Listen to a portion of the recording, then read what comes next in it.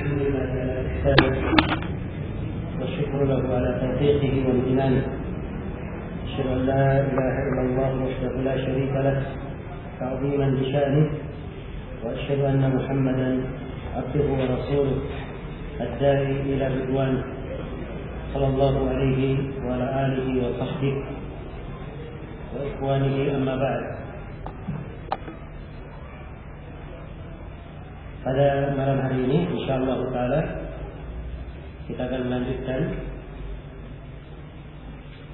pembahasan dari kitab At-Tauhid yang dibawakan oleh Imam Al-Bukhari rahimahullah taala di akhir dari sahihnya, di akhir dari sahih Al-Bukhari. Pada pertemuan sebelumnya kita telah membaca bab yang pertama dari kitab Tauhid ini, menjelaskan tentang bagaimana Nabi SAW menyuruh umatnya untuk mentauhidkan Allah Subhanahu wa Ta'ala. Kemudian di bab yang kedua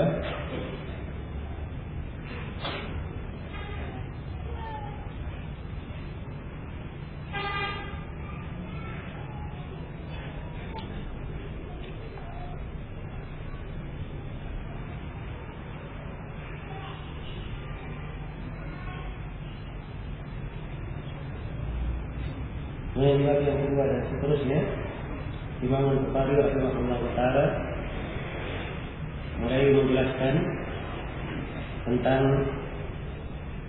ayat-ayat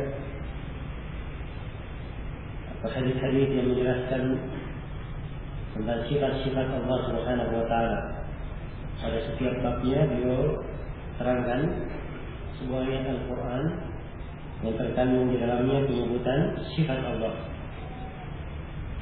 Ya, beliau memulai untuk menjelaskan tentang Asmaul Husna, tentang nama-nama dan sifat Allah. Karena dimaklumi bahwa di masa terdahulu generasi as-salaf, penyimpangan di antara penyimpangan yang paling pertama terjadi dalam pembahasan akidah adalah penyimpangan di dalam masalah nama-nama dan sifat Allah Subhanahu wa Ta'ala. Karena itulah banyak dari para ulama yang menyusun buku akidah dari ulama terdahulu, mereka memulai pembahasan mereka dengan nama-nama dan sifat Allah.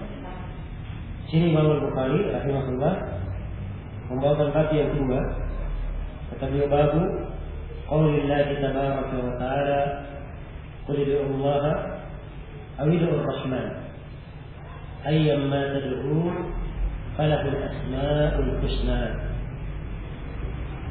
Bab firman Allah tabaraka wa ta'ala, ayat yang disebutkan di surah Al-Isra. Qul ud'ullaha, berdoalah kalian kepada Allah, beribadahlah kepada Allah.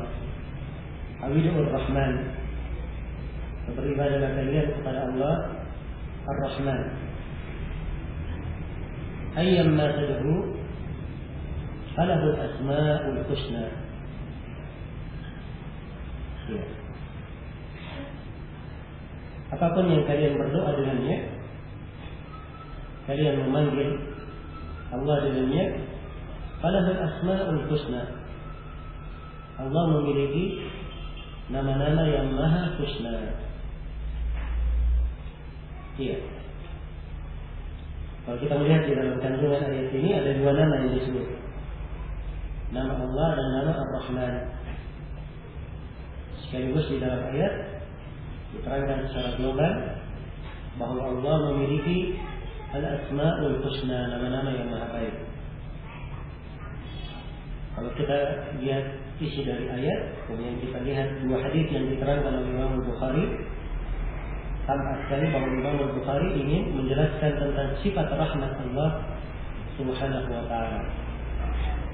Ini maksud dibawakannya ayat. Imam Al-Bukhari punya pemahaman fikih yang sangat mendalam, dan di dalam menyusun tafsirnya kadang beliau menyebutkan sebuah judul bab, beliau arahkan hadis yang berkaitan dengan bab, tapi beliau bawakan ayat atau sebuah kata di judul bab yang menggambarkan isi dari hadis dan menggambarkan pembahasan buku secara umum. Sama di sini Imam Bukhari membawakan ayat ini. Beliau menyinggung nama Ar-Rahman. Tapi sekaligus dengan pembawaan ayat ini, beliau ingin memberikan kaidah dasar seputar Asmaul Husna. Nah, itu beliau bawakan salah satu dari ayat pokok yang menguraikan tentang Asmaul Husna. Ya, yang menyebutkan bahwa Allah Subhanahu wa taala memiliki Asmaul Husna. Di dalam Al-Qur'anul Karim ada empat ayat di dalam Al-Quran yang menerangkan bahwa Allah Subhanahu wa taala memiliki Asma al-Husna. Ya, kalau di dalam urutan Al-Quran, ayat yang disebut oleh Imam Bukhari ini adalah ayat yang kedua. Ayat yang pertama di surah Al-A'raf. Ayat yang kedua ini di surah Al-Isra. Ayat yang ketiga di surah Taha. Dan ayat yang keempat di surah apa? Segera dihafal ini. Juz ke-28 di surah Al-Hasyr. 4 ayat yang semuanya ada penyebutan Asmaul Husna. Ayat yang pertama di surah Al-A'raf, Allah berfirman, "Walillahi asmaul husna fad'uuhu biha wa dharul ladzina yulhiduna fi asma'ihi sayajzawna ma kanu ya'malun." Allah berfirman, "Walillahi asmaul husna." Milik Allah lah nama-nama al-husna. Al-asma al-husna milik Allah. Fad'uuhu biha, maka beribadahlah kalian kepada Allah. Berdoalah kalian kepada Allah dengan menyebut nama-nama itu. Ini kalimat fad'uuhu dari kata doa ya. Dan doa itu ada dua macam, ada doa ibadah dan ada doa apa? Doa masalah. Doa ibadah sama dengan mana ibadah secara umum, doa masalah itulah bahasa doa di dalam asal penggunaan bahasa Indonesia, yaitu memohon, meminta, doa. Di dalam bahasa Arab kalimat doa punya dua makna, bisa bermakna memohon, meminta, dan bisa bermakna beribadah. Iya.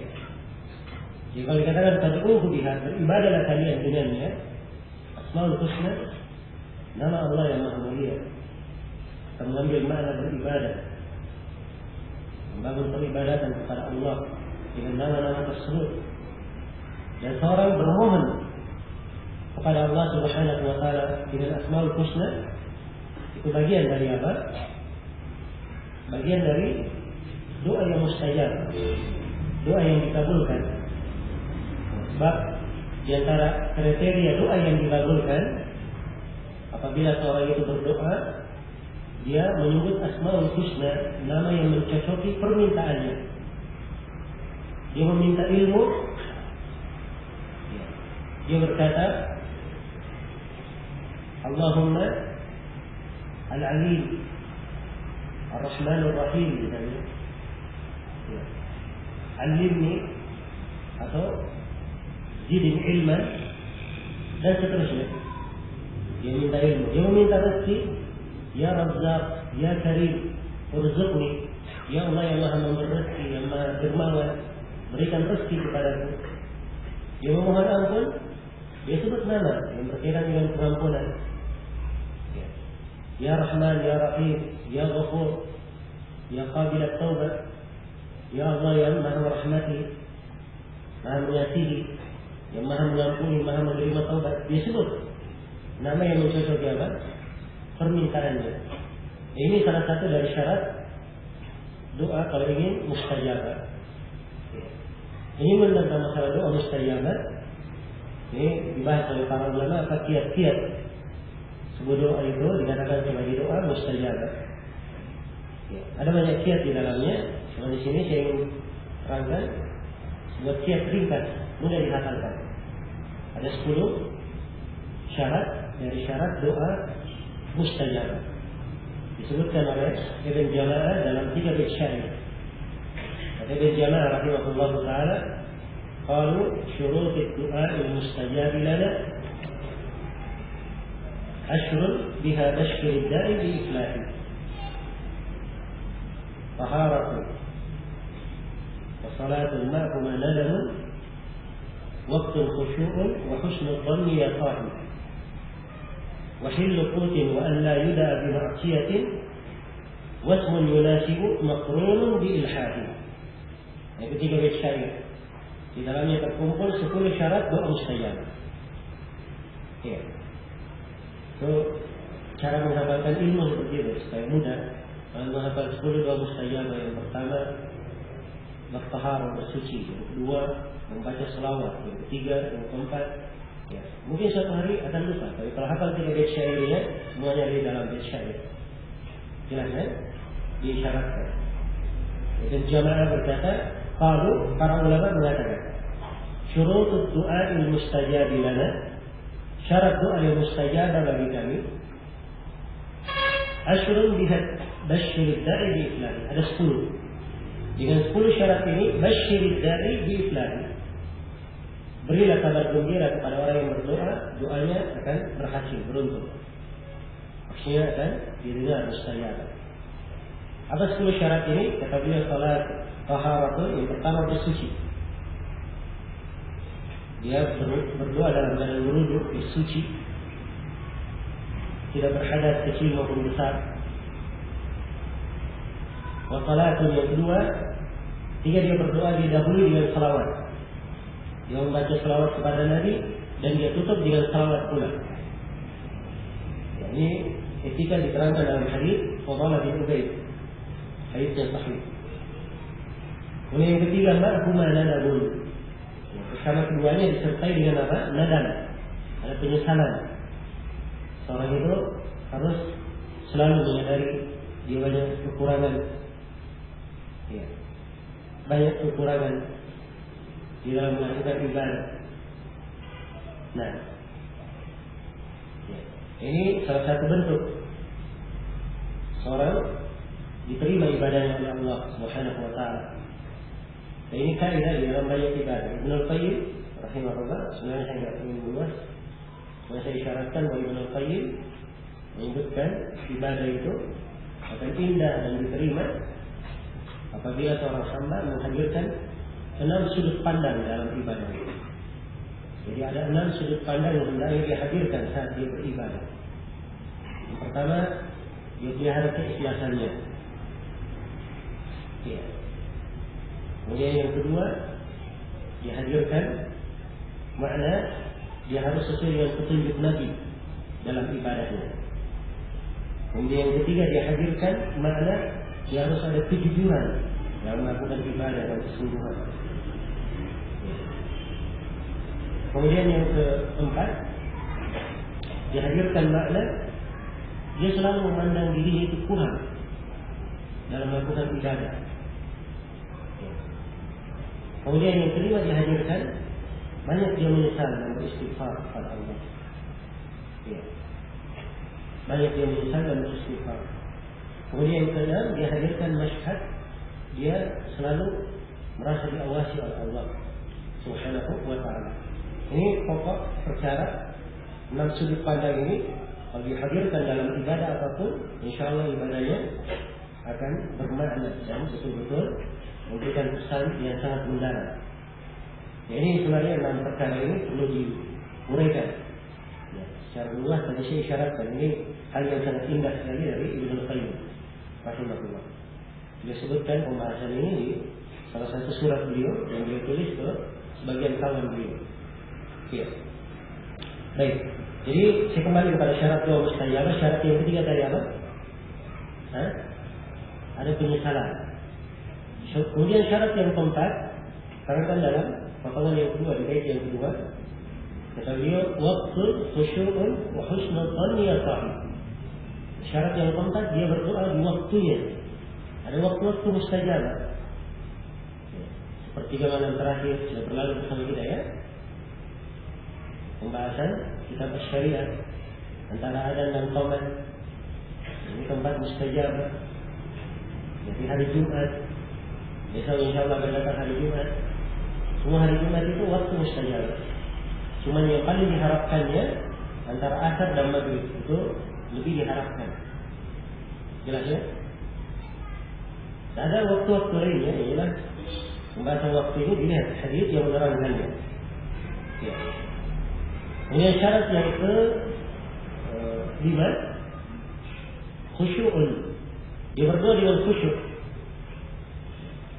Khusyuk dia berdoa. Khusyuk itu mengandung makna dia merendahkan dirinya kepada Allah, ya, memohon kepadanya. Nah, ini syarat yang ke-6 dari syarat doa yang mustajabah. Wa husnul dhanni ya sahi, berbaik sangka. Ya sahi, berarti wahai sahi, wahai temanku. Namanya murahab dalam bahasa Arabnya. Jadi dia berbaik sangka. Sebab orang yang berdoa itu harus berbaik sangka kepada Allah. Jangan sampai dia berdoa berjelek sangka. Saya sudah berdoa tapi tidak dikabulkan. Itu namanya berjelek sangka. Sebab orang yang berdoa itu dia mendapatkan salah satu dari 3 kebaikan kalau dia berdoa. Yang pertama, doanya dikabulkan, diberikan apa yang dia minta. Kalau tidak dikabulkan, maka dia dipalingkan dari doanya, tapi diberi sesuatu yang lebih baik baginya. Kalau tidak seperti itu, maka doanya disimpan, dijadikan pahala untuknya pada hari akhirat. Tidak ada ruginya orang yang berdoa. Karena itu yang ada, dia harus berbaik sangka ketika dia berdoa. Punya syarat yang ke berapa syarat? 7. Baik. Baik yang ketiga, baik yang ketiga. Wa hillu qutil wa an la yud'a bi ma'siyatin. Halal makanannya. Ini jangan makan dari makanan yang haram. Pakaian dari pakaian yang haram. Jangan sampai seperti orang yang disebutkan oleh Nabi itu. Yutilus safar, sudah panjang perjalanannya. Ash'asa aghbar, rambutnya aut-autan juga. Kemudian tubuh badannya. Dia muddu yadahu, dia menadahkan tangannya dan berdoa dia menadahkan tangan. Ya, ini dari sebab dikabulkannya doa. Ya, dia menadahkan tangannya, dia sudah menadahkan tangannya. Dia berkata ya Rabbi, wahai Rabbku, wahai Rabbku. Dia sebut lagi Asmaul Husna. Ya. Tapi kata Nabi, makanannya dari hal yang haram, pakaiannya, minumannya dari hal yang haram, pakaiannya dari hal yang haram, dia makan dia tunggu dari hal yang haram, bagaimana mungkin dikabulkan doanya? Maka hendaknya dia makan dari makanan yang halal. Iya. Karena itulah dari para ulama yang disebutkan di dalam biografi mereka bahwa mereka dalam mujabud dakwah, seorang yang dikabulkan doa. Ini banyak ya dalam biografi ulama kita yang subhanallah tidaklah mereka berdoa kecuali Allah mengabulkannya. Sampai sebagian ulama ada yang menulis buku khusus daftar ulama yang dalam sejarahnya tiap kali berdoa pasti dikabulkan. Ya. Ini mencermati biografi mereka, banyak pelajaran-pelajaran berharga di dalamnya, etika dan akhlak yang sangat bermanfaat. Nah, dan salah satu keistimewaan mereka orang yang dikabulkan doa ini, mereka adalah orang yang sangat bertakwa, menjaga makanannya. Dan salah satu ciri mereka juga tidak terlalu banyak memohon untuk dirinya sendiri, karena tawakalnya sangat besar kepada Allah Subhanahu wa Ta'ala. Ini dari perkara-perkara kadang perlu diuraikan lebih panjang, namun saya syaratkan. Oke, baik. Jadi ada orang yang dikabulkan doa, dan salah satunya sebabnya karena betul menjaga makanannya dari sumber yang halal. Kemudian syarat yang ke-8, wa an la yud'a bi ma'siyatin. Ya, dia berdoa bukan doa kemaksiatan. Ya. Supaya diputuskan silaturahminya dengan si fulan, supaya si fulan dibinasakan, supaya si fulan begini dan begitu. Dia tidak berdoa dengan doa maksiat. Nah, maksiat tidak itu ya. Ya. Kemudian syarat yang ke-9, wasmun yunasibu, dia berdoa dengan nama yang cocok. Nah, inilah syarat yang kita terangkan tadi ya. Disebut dengan Asmaul Husna yang cocok, mencocoki doanya, mencocoki permintaannya. Kemudian syarat yang ke-10, makrun bi ilhadi, harus disertai dengan ilhad, dia betul-betul memohon kepada Allah untuk diberikan. Ilhad itu ya apa? Dia bukan memaksa, tapi betul-betul memohon supaya diberi. Kayak anak kecil, dia mohon kepada apa? Ayahnya, pada ibunya, betul-betul diberi apa? Uang jajan. Dia sangat pengen dengan hal tersebut. Ya. Itu ilhad namanya. Ilhad. Dan disebutkan dalam sebagian riwayat, saya tidak hadirkan ya derajatnya.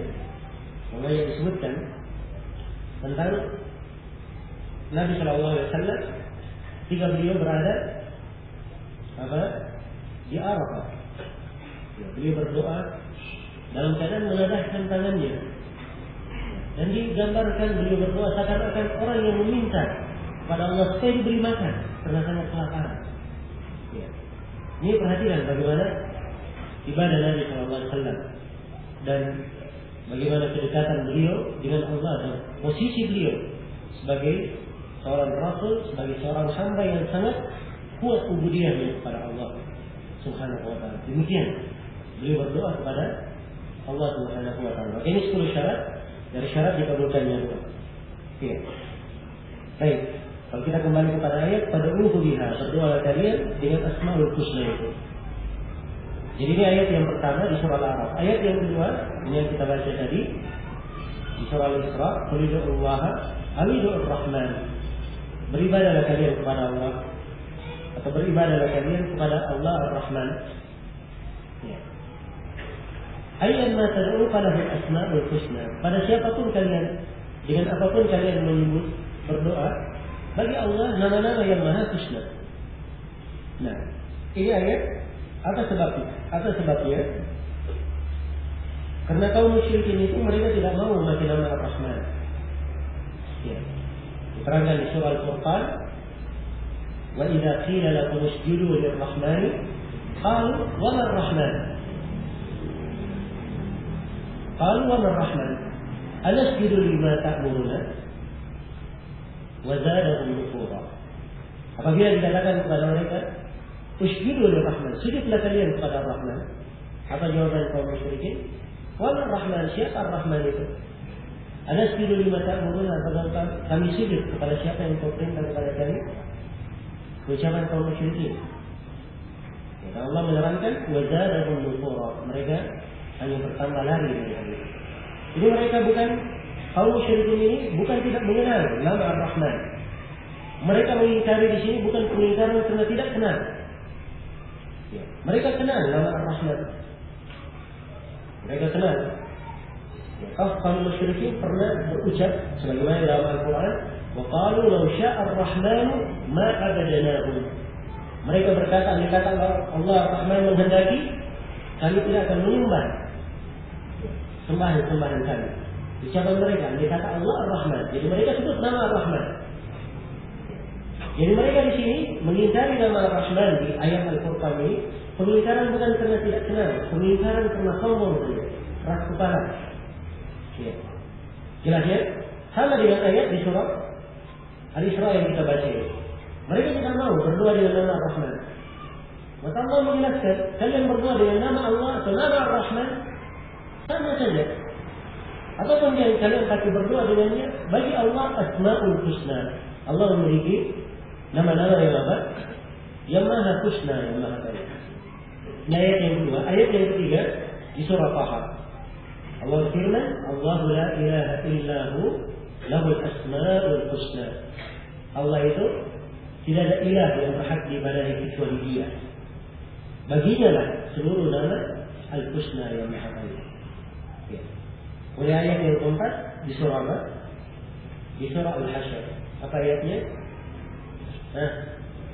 Wallahu al-khaliqul bari'ul musawwir lahu al-asma'ul husna. Dialah Allah al-khaliq yang maha mencipta, al-bari', yang menyembuhkan, yang memunculkan.